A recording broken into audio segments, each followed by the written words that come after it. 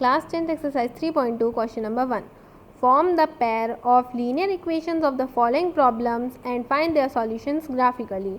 हमें इस क्वेश्चन में करना क्या है, ये जो हमें क्वेश्चंस दे रखे हैं यहाँ पे, इसके हमें क्या करने हैं, लीनियर इक्वेशन फॉर्म करनी है हमें, एंड देन उसी लीनियर इक्वेशन का हमें सॉल्यूशन भी फाइंड करना है और ग्राफिकली उसे रिप्रेजेंट करना है। तो इस क्वेश्चन में 2 पार्ट्स हैं, दोनों ही पार्ट्स हम इस वीडियो में करने वाले हैं। Let's move on to the first question. तो फर्स्ट क्वेश्चन हमारा इस तरह से दिया है, 10 students of class 10 took part in mathematics quiz. If the number of girls is 4 more than the number of boys, find the number of boys and girls who took part in the quiz.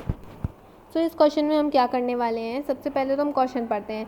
10 students of class 10 took part in a mathematics quiz, मतलब 10 students थे class 10 के जिनने mathematics quiz में part लिया है। ठीक है, जो girls, if the number of girls is 4 more than the number of boys, इसका मतलब है कि जितने भी नंबर ऑफ गर्ल्स हैं वो बॉयज़ से 4 ज़्यादा हैं, मतलब 4 गर्ल्स ज़्यादा हैं बॉयज़ से। ठीक है, तो हमें क्या फाइंड करना है इसमें, number of boys and number of girls. तो सबसे पहले तो हम क्या करेंगे, हम गर्ल्स के नंबर को लेट कर लेंगे x एंड बॉयज़ जितने भी हैं उनको लेट कर लेंगे y। ठीक है, अब हम इसको आगे सॉल्व करते हैं। ठीक है, तो पहला हमें क्या दिया है क्वेश्चन में कि टोटल नंबर ऑफ़ स्टूडेंट्स कितने हैं, 10 मतलब गर्ल्स एंड बॉयज़ का एडिशन करने पे हमें 10 मिल जाएगा। x + y 10 है, ये हमारी पहली इक्वेशन बन चुकी है।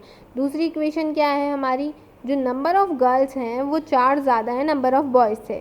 दिस मीन्स जो गर्ल्स का नंबर मान लेते हैं हम x। ठीक है, x = 4 + y। अब हम इसको आगे सॉल्व करते हैं।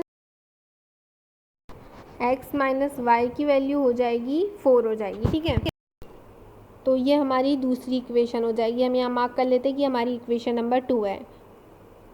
अब हम इन दोनों ये हमने तो इसको एल्जेब्रिकली एक्सप्रेस कर दिया। मैं इनको पहले अच्छे से हाईलाइट कर देती हूँ।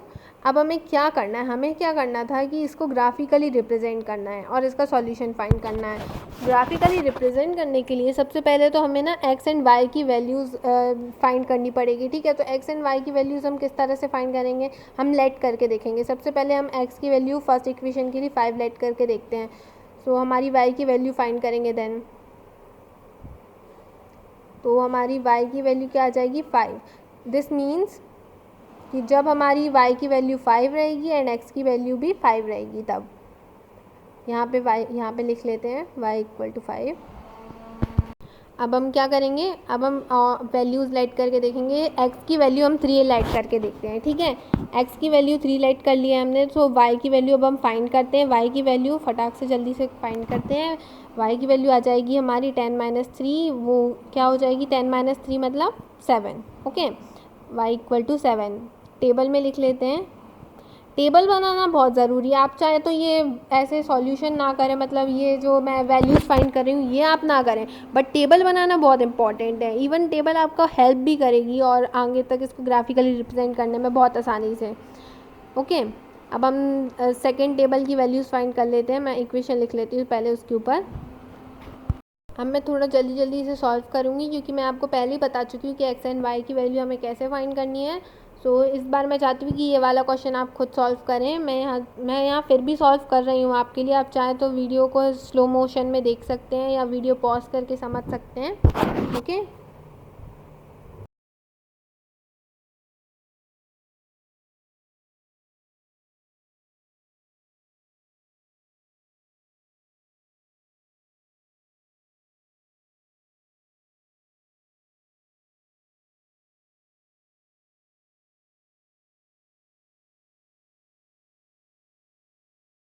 अब हम ये जो हमारी x एंड y की वैल्यू आई है, इनको हम ग्राफिकली रिप्रेजेंट करेंगे। ग्राफिकली रिप्रेजेंट करने के लिए हमें क्या करना होगा, सबसे पहले तो जो हमने बॉयज़ की वैल्यू क्या लेट की थी, y लेट की थी, तो हमने बॉयज़ की y को हमने बॉयज़ लिख दिया एंड x एक्सिस को हमने गर्ल्स नेम दे दिया है। ठीक है, अब हमने नंबर्स तो मार्क कर ही लिए हैं, अब हम कोऑर्डिनेट्स मार्क करते हैं। ठीक है, कोऑर्डिनेट्स सबसे पहली इक्वेशन के कोऑर्डिनेट्स क्या क्या हैं, 5 एंड 5 है। सो सबसे पहले तो हम 5 एंड 5 को मार्क कर लेते हैं। ये मिल गया यहाँ पे। ठीक है, यहाँ पे अब कोऑर्डिनेट, पहले मैं इसको और बड़ा कर देती हूँ, पॉइंट दिखना चाहिए आपको। कोऑर्डिनेट का नाम लिख देते हैं हम,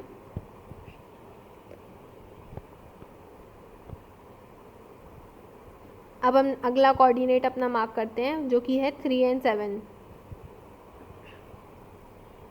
यहाँ नाम लिख देती हूँ मैं 3 and 7 का। अब हम क्या करेंगे, इन दोनों पॉइंट्स को ज्वाइन कर देंगे, ठीक है।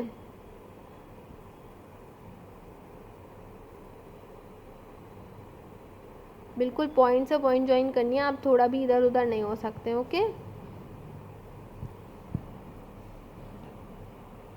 अब हम क्या करेंगे, हमारी दूसरी जो इक्वेशन है उसके कोऑर्डिनेट्स मार्क करेंगे। मैंने यहाँ उन्हें मार्क कर लिया है और हम उन दोनों को ज्वाइन करके स्ट्रेट लाइन में करेंगे। जिस पॉइंट पे वो दोनों लाइंस इंटरसेक्ट करेंगे उनकी वैल्यूज़ लिखेंगे।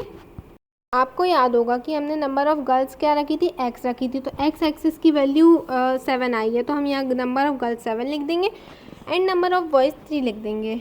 सो अब यही हमारा क्वेश्चन ये वाला कंप्लीट होता है। हमने number of girls and number of boys ढूंढ लिए हैं। Let's move on to question number second. Question number second कुछ इस तरह से है, 5 pencils and 7 pens together cost ₹50, whereas 7 pencils and 5 pens together cost ₹46. Find the cost of 1 pencil and that of 1 pen. ठीक है, तो इस क्वेश्चन में क्या दिया है, 5 पेंसिल और 7 पेन्स की कॉस्ट साथ में कितनी होती है 50, जबकि 7 पेंसिल एंड 5 पेन की कॉस्ट कितनी होती है साथ में 46। तो हमें क्या करना है, 1 पेंसिल एंड 1 पेन की कॉस्ट फाइंड करनी है। तो हमने क्या कर लिया है, कॉस्ट ऑफ 1 पेंसिल क्या कर लिया है, एक्स लेट कर लिया है, एंड कॉस्ट ऑफ 1 पेन क्या कितनी लेट कर ली है, वाइट कर लिया है। अब हमारी नेक्स्ट स्टेप क्या होगी, हम इक्वेशंस फॉर्म करते हैं। तो 5x + 7y = 50 हो जाएगी हमारी फर्स्ट इक्वेशन। कैसे हो जाएगी, 5x मतलब 5 पेंसिल एंड 7y मतलब 7 पेन्स। ठीक है, तो हमारी इक्वेशन नंबर 1 हम यहाँ मार्क कर लेते हैं इसे कि ये हमारी इक्वेशन नंबर 1 है। इक्वेशन नंबर 2 कैसे बनाएंगे हम, 7 पेंसिल्स मतलब 7x एंड 5 पेन्स मतलब 5y।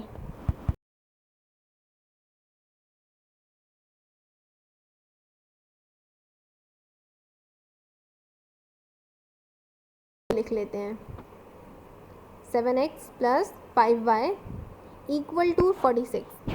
ये हमारी क्या हो जाएगी, सेकेंड इक्वेशन हो जाएगी। अब इन दोनों इक्वेशंस का यूज़ करके हम x एंड y की वैल्यूज़ लेट करके उनकी वैल्यूज़ फाइंड करेंगे। जल्दी से अपनी x एंड y की दोनों वैल्यूज़ फाइंड कर लेती हूँ, दोनों इक्वेशंस की। अब मैं आपको रिकमेंड करूँगी कि आप x एंड y की वैल्यूज़ वो ना रखें जो मैं रख रही हूँ। आप अपने मन से कोई भी वैल्यूज़ रख सकते हैं। ऐसा नहीं है कि आप जो मैं सॉल्व कर रही हूँ वैसा का वैसा सॉल्व करें, आप कुछ अलग करेंगे सो अच्छा। सो मैंने अपने पहले x एंड y की वैल्यू फाइंड कर ली है।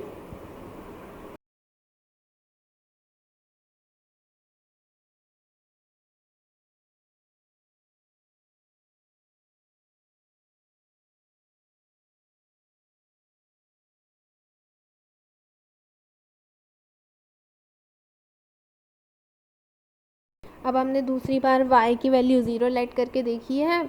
अब हम x की वैल्यू फाइंड कर रहे हैं, तो हमारी x की वैल्यू क्या निकल जाएगी, 10 निकल जाएगी, क्योंकि 50 / 5 10 होता है। ओके, सो यहाँ पे 10 लिख देंगे। अब हम हमारे दूसरे x की वैल्यू फाइंड करते हैं, मतलब हमारी इक्वेशन 2 के x की वैल्यू फाइंड करते हैं। इक्वेशन 2 की x की वैल्यू सबसे पहले तो हम लेट कर लेते हैं y की वैल्यू 5।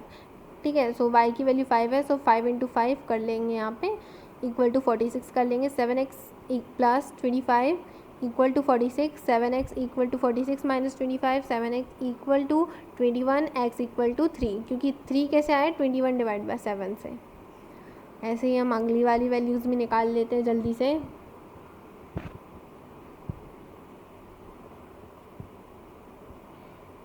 ये हमारी आ जाती है -46।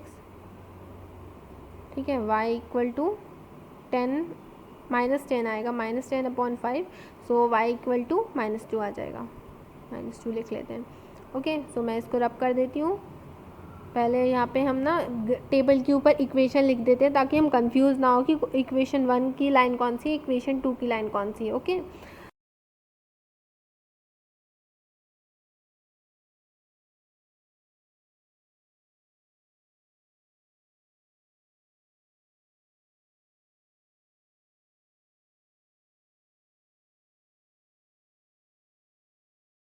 यहाँ पे हम अपना ग्राफ ले आते हैं।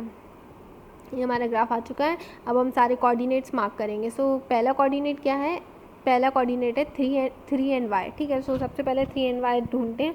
3 and y ये रहा, ये पहला कोऑर्डिनेट है, दूसरा कोऑर्डिनेट है tan एंड 0। tan एंड 0 मतलब ये एक्स एक्सिस पे लाई करेगा।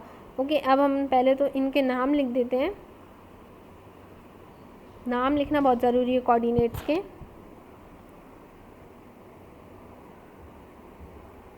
tan and 0। अब हम इन दोनों जो पॉइंट्स हैं इनको एक ज्वाइन कर देते हैं एक लाइन में।